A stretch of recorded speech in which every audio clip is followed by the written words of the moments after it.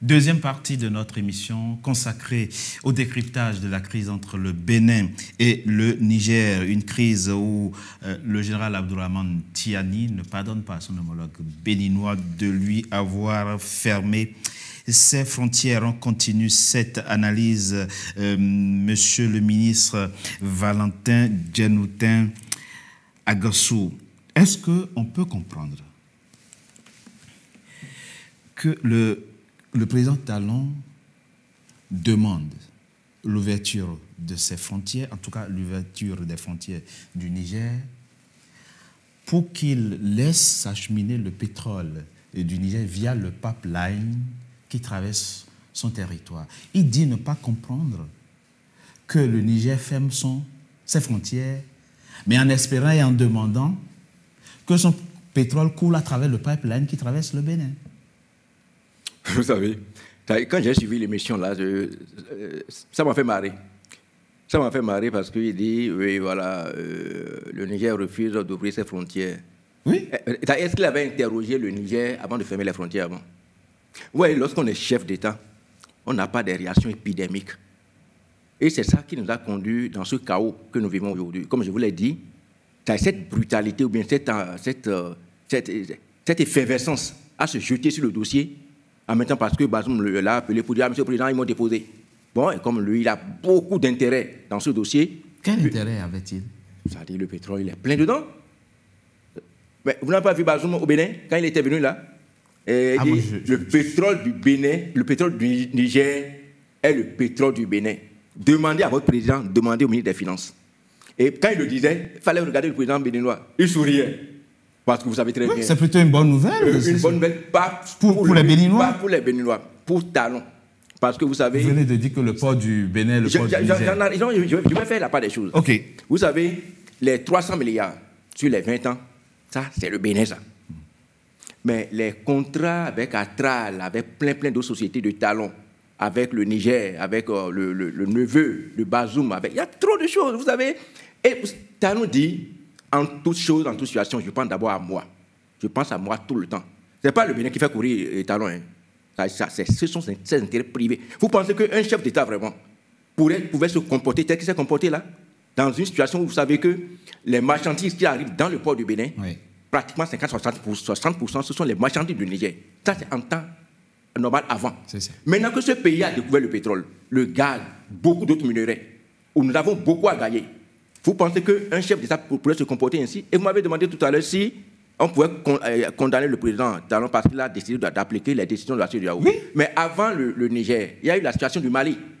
Est-ce que le Sénégal, on avait pris des sanctions contre le Mali? Vous avez vu le Sénégal aussi actif à appliquer des sanctions de la CEDEAO contre le Mali, tel que le président Talon le fait? Mais non. Il y avait même des denrées qui ont pourri au port de Dakar. Mais pas dans la même proportion. Pas du tout alors. Vous voyez, bref. Maintenant, revenons au problème du pétrole. C'est des contrats complètement différents. C'est-à-dire de refuser que l'on fasse passer ou bien conditionner le passage du pétrole à l'ouverture de la frontière, ça n'a rien à voir. Parce que jetez un coup d'œil sur la convention qui a été signée entre le Niger, le Bénin et WAPCO, on n'a jamais mis comme conditionnalité que lorsque la frontière... Mais est-ce que c'est par rapport à la frontière terrestre? En quoi l'écoulement, la non-ouverture de la frontière terrestre empêche le pétrole de couler? Il dit que pour que les formalités douanières se fassent de façon formelle et normale, oui, il faut que les frontières soient ouvertes. Et les frontières n'avaient pas été ouvertes. Et pourquoi on a pu charger le premier... ça, c'est une autre question. Ouais, non, ouais, ça, soyons conséquents. C'est-à-dire qu'on est en train de s'amuser à la tête d'un État. Et je pense que... le vrai problème du président Talon, c'est quoi? C'est l'orgueil. Pensez-vous? C'est une question d'ego. Il n'est pas du tout humble. C'est ça qui est en train de le fatiguer comme ça. Hein. Et est-ce qu'il peut même comprendre qu'au-delà même de ce que nous voyons là, qu'il y a même un aspect spirituel dans ce qui se passe? C'est-à-dire quelqu'un qui est mégalomane, c'est-à-dire gonflé à bloc, arrogant. Vous savez, je suis peiné, je suis béninois. C'est-à-dire, je suis vraiment peiné parce qu'en réalité, il est en train de créer des problèmes au Bénin qu'on va gérer pendant 50 ans. Vous pensez que même si la situation était normalisée, le Niger va avoir encore le cœur tranquille, tous les transporteurs pour revenir à 100% dans le port du Bénin? Le Niger n'a jamais pensé qu'il pouvait aller au Togo, même si quelques-uns allaient au Togo. Oui, bien sûr. N'avait jamais pensé qu'il pouvait taper à la porte du Tchad, du Cameroun et autres là. Maintenant que face aux difficultés, ils ont découvert qu'il y avait d'autres alternatives, même si les relations étaient rétablies, je crois que nous n'allons plus jamais récupérer à 100%. Et vous savez, on dit chez nous, dans ma langue, je ne sais pas comment je vais traduire ça en français, c'est celui qui poignarde qui oublie. Mais celui qui a porté la plaie et les cicatrices, il n'oublie jamais. Il est allé trop loin. On peut dénombrer le nombre de morts dans les hôpitaux à cause de cette affaire-là. Le Nigeria. Le Nigeria n'est pas un pays voisin avec le Niger. Bon, on va me dire qu'ils ont coupé l'électricité. Oui. Mais après, lorsque les dignitaires du nord Nigeria sont intervenus, on n'a pas vu que le président nigérian s'est rapidement rangé. Mais moi, je suis dans un pays où le président n'écoute personne. Moi, je dis moi seul. J'ai fait 4 émissions sur cette histoire, où j'ai défini, j'ai décrit tout. Il y avait plein de personnalités, même les chefs d'État béninois. Alors, jusque-là, vous dites qu'il est allé trop loin. Jusque-là, il n'a pas fait autre chose qu'appliquer les sanctions de la CEDEAO. Non. On peut reprocher la manière. On peut reprocher la manière, mais je dis qu'il est allé au-delà même des sanctions de la CEDEAO. Ah bon? Pourquoi c'est lui qui va être même le premier à fermer les frontières? La CEDEAO n'a pas établi une liste. Le Togo. Vous avez dit que le Togo n'est pas limitrophe. Mais pour savoir que c'est pendant ce moment-là que le président togolais a été allé au Niger. C'est lui qui avait plus intérêt à collaborer avec le Niger. Lui, il était tranquille ici, à chercher comment réunir les militaires pour qu'on aille attaquer le Niger, à réunir les trucs. Pendant que le Togolais est allé au Niger et a commencé à chercher des solutions. Je vous assure tout.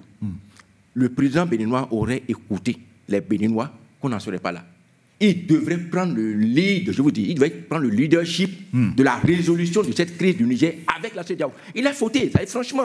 Nous-mêmes, mettons Kougan, c'est-à-dire quand vous avez quelqu'un qui ne sait pas danser, il faut avoir l'honnêteté de reconnaître. C'est-à-dire, mais je dis dans tout ça là, c'est son orgueil. Pensez-vous, très rapidement, Sidi Kaba, vous pensez que c'est le fait d'avoir jugé, encore une fois, les 3 individus qui avaient été appréhendés il y a quelques petites semaines, on va dire, dans l'enceinte où devait être chargé le pétrole béninois et qui ont été jugés par la Criette, que ça a encore envenimé la situation? Ah oui, non, ça a été un facteur aggravant. On n'avait pas besoin de ça. Moi, je suis dans une posture d'analyste et qui m'amène à dire que du côté nigérien aussi, on a commis des maladresses. Je crois que le fait que la passion se soit invitée au détriment de la raison, de la compréhension, du souci de bon voisinage a amené à faire des erreurs de part et d'autre. Pour moi, par exemple, le ministre béninois aurait pu être reçu par le président Tchani. Le président Tchani n'avait pas reçu le ministre béninois lorsqu'il était de passage à Niamey, et alors que Talon indiquait justement dans l'élément qu'on a suivi qu'il y avait dit de porter la lettre. À mon avis, il aurait été possible, justement, dans le cadre de l'apaisement, d'aménager l'agenda de Tchani pour qu'il reçoive directement.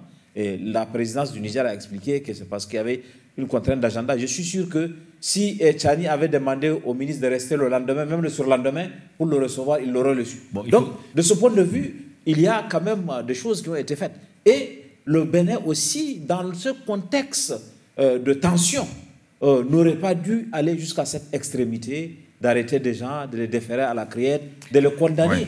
De sorte que,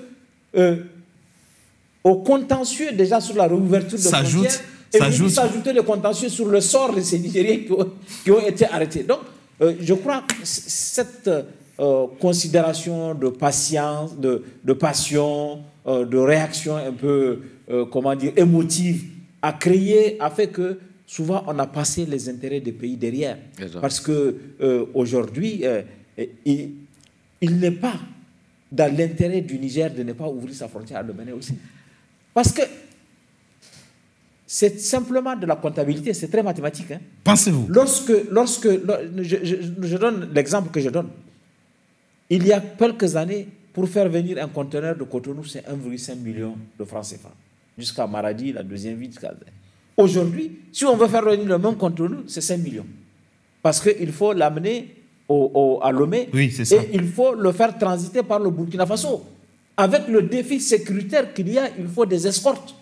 Ça allonge la durée pour que le conteneur arrive, mais ça a multiplié aussi son coût. Donc, du côté du Niger aussi, au-delà de la passion qu'il y a, au-delà de l'exigence du fait que le président Patrice Talon ait la posture qu'il a eue, il y a des conséquences qui sont des conséquences matérielles. Le sac de riz de 1000, qui était avant à 11 000 francs et à 20 000 francs aujourd'hui. Donc, tout ça a fait que À mon avis, il faut absolument travailler à trouver une solution. C'est intéressant ce que vous dites, puisque ça nous amène à évoquer un deuxième point d'achoppement, la question sécuritaire. Le Niger dit, et on a l'impression que l'histoire bégaye, puisque visiblement le président Patrice Talon fait au général Tiani ce que Bazoum a fait aux Maliens en acceptant sur son sol de l'armée française qui a été virée du Mali. Le président du Niger actuel dit il y a sur le sol béninois 5 bases étrangères, ce qui fait que je ne peux pas ouvrir mes frontières parce que je ne me sens pas en sécurité. Oui. Et ça, c'est quelque chose qu'on peut prendre au sérieux ou pas? Est-ce que c'est vrai, selon vous, qu'il y a aujourd'hui au Bénin des bases militaires étrangères susceptibles de constituer une menace pour la sécurité du Niger? La réponse se trouve dans la rupture de la confiance entre les deux pays. C'est parce que la confiance a été rompue seulement qu'on crée cette suspicion. À mon avis, il y avait d'autres exigences que le Niger peut avoir plutôt que la fermeture de frontières. Si le Bénin s'engage sur l'honneur, sur la garantie, on a vu des anciens présidents, que jamais, au grand jamais, le Bénin ne servirait de base arrière pour attaquer le Niger, ouais, ça peut être une garantie. Parce qu'il faut être capable de documenter qu'il y a des gens qui sont formés au Bénin et qui vont être projetés au Niger. Il faut être capable d'en apporter. Donc il suffisait que le président Patrice Talon rassure son homologue nigérien, donne sa parole. Donne sa parole qu'au grand jamais, jamais le Bénin ne servirait, même si d'autres ont un agenda, parce que ce qui est soupçonné au-delà du Bénin, c'est d'autres personnes qui veulent se servir du Bénin. Parce que les autres, on sait ce dont ils sont capables, on est fâché contre eux, ils ont pris leur affaire, ils sont partis. Les Béninois disent il n'y a pas de base militaire chez nous. Ça suffit pas? Oui, mais monsieur Dogui, un mot. Avant de parler de la question de base, là, ouais, quand tout à l'heure, monsieur parlait donc de la situation des problèmes là, est-ce que vous vous rappelez qu'après avoir fermé la frontière, à un moment donné, ils ont même pris des décisions au niveau du port pour que les importations en direction du Niger ne quittent plus le pays d'importation pour venir au Bénin. Il y a eu tellement de maladresses. C'est ça. Non, mais il y a aussi le fait que les marchandises à destination du Niger qui étaient stockées devaient être évacuées, voilà, alors que la frontière était fermée. Tout à fait. Donc, il fallait même, on pouvait même plus arranger pour que ça passe. Alors, maintenant, la question du pétrole, c'est-à-dire où on a pris les gens. Exactement comme ce qu'on fait au Bénin. C'est-à-dire le problème, le monsieur est tellement imbu de ses égos qu'il prenait les Nigériens pour des Béninois. Oui, parce qu'au Bénin, on attrape les gens sur les ponts pour dire qu'ils sont terroristes. Les gens viennent, c'est leur pétrole. Et monsieur Tobé, je vous ai confié des bouteilles d'eau à vendre. Oui. Et ça vient dans des cuves. Et on s'est entendu que lorsque vous allez vouloir donc faire la vente, je viens pour compter si vous avez rempli correctement les bouteilles. Je viens, vous me dites non. C'est ce que la directrice de la junte a dit à la Criette. Hein. Qu'on lui a dit, elle doit prendre l'engagement, elle doit renoncer au contrôle. Ah, officiellement, on nous a dit que les formalités n'ont pas été régulièrement remplies pour la première fois que les gens sont venus. Et quand elle a dit ça à la Criette, pourquoi personne n'a réagi? Elle a dit qu'à son arrivée, on lui a dit qu'elle doit renoncer. Je suis envoyé par mon État pour contrôler le chargement. Et on me dit de prendre, vous voyez, c'est la corruption en route douce, quoi. C'est-à-dire, on a pensé qu'il y a des gens qui pouvaient être aussi anti-patriotes. Comment je peux venir pour mon pays? On me dit, tu t'engages à ne pas contrôler. Maintenant, la dame dit non, on la prend, oui, une nourrice. C'est tellement méchant. Et quand vous parlez de problème, il parle de problème de susceptibilité, c'est que le président béninois n'a jamais été un homme de pouvoir. Le problème du badge n'a jamais existé, puisque l'élément matériel qui fonde la suspicion, ou du moins l'incrimination, c'est la question des badges. Non, je concède ça même. Donc, à cause de badge, on peut dire que quelqu'un est terroriste. On les avait vus avec des armes. Non, arrêtons quoi. Ah, mais le terroriste ne dit pas je suis terroriste. Même pas avec un petit coup. C'est un peu comme Madougou, un peu comme Joël qui a été terroriste, un peu comme mon enfant qui a été terroriste également. Mais non, arrêtons quoi. C'est-à-dire, on ne peut pas s'amuser avec la vie d'un État. On peut être chef d'État et se permettre ça. Alors, bref, on prend même cette nourrice, on les enferme.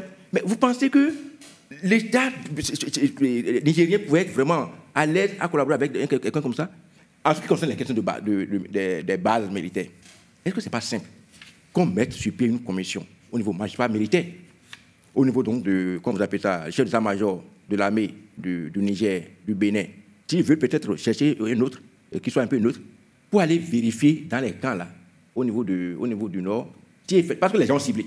Les Nigériens ont ciblé des camps. Oui, ils ont identifié, selon eux. Donc pour les mettre à l'aise, c'est pas plus simple Vous dites, bon, envoyez-nous vos militaires, nous, on met nos militaires à votre disposition et on va vérifier. Parce qu'au moins, moi, j'ai entendu. Mais, monsieur le ministre, non, pas un instant. Il y a aussi des questions de souveraineté. Non, attendez. Vous ne demandez pas à un pays... Enfin, je veux dire, le Niger a beau être un pays voisin, mais ça reste un pays étranger. Okay, donc, vous n'allez pas montrer de façon...